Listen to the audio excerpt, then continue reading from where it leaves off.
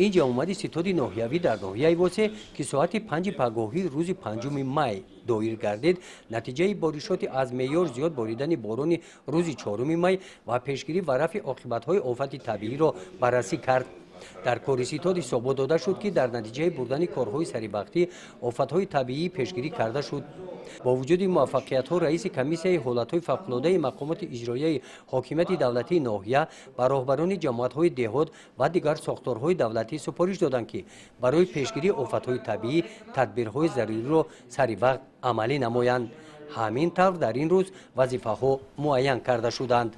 بعد انجام جمع آمد با صدای بانگ خطر مشق غیر نقشوی با جلب قوا و اسلحه‌های نظام یگانه دولتی ناحیه واسه اید به پیشگیری و رفع عاقبت‌های آفت‌های طبیعی شروع گردید. در این مشق کارهای زیرین انجام داده شدند. در جمعیت شهرک هولبوک 340 نفر آدمان برای تازه کردن جویبارها از لای و پرتوها در مسافه 800 متر سفربر گردیدند. این نوارها باشند از دهات گلستان ثبت گردیدند. در این دهات 100 نفر آدمان و یک عدد اکسواتر و یک عدد مخلوپات سفربر کرده شدند. در این روز مسافه 250 متر سلپرتو تخت و هموار کرده شدند.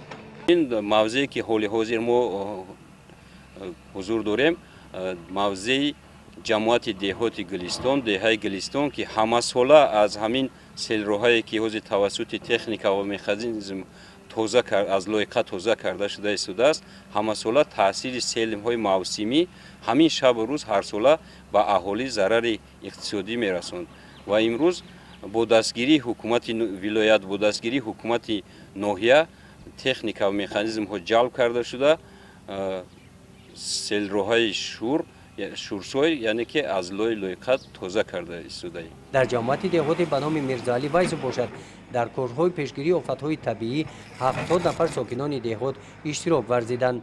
با جلب تکنیک‌های صحابی 70 متر سلپرتو بین خوجگی‌ها توزیع کرده شدند.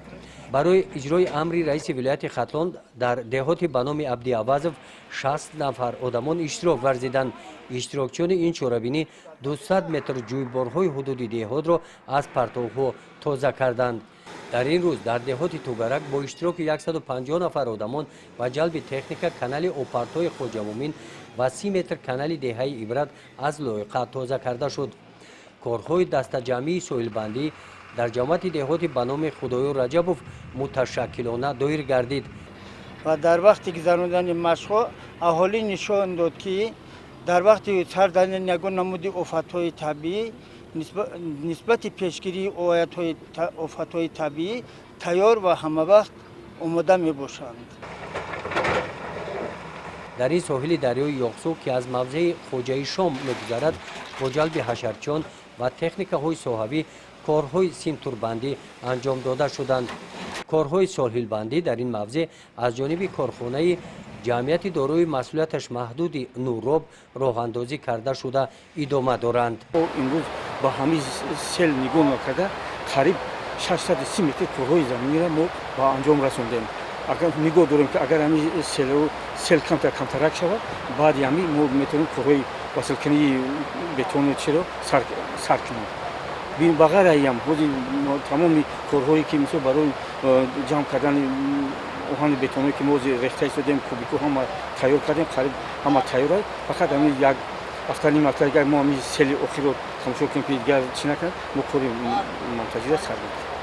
در مجموع در مشق غیر نقشوی 984 نفر آدمان و 49 تکنیک و دیگر مکانیزم ها استفاده کرده شده 6168 متر سیلروها از لایقه تازه کرده شده به مقدار 21 کوب پرتوها برآورده شدند.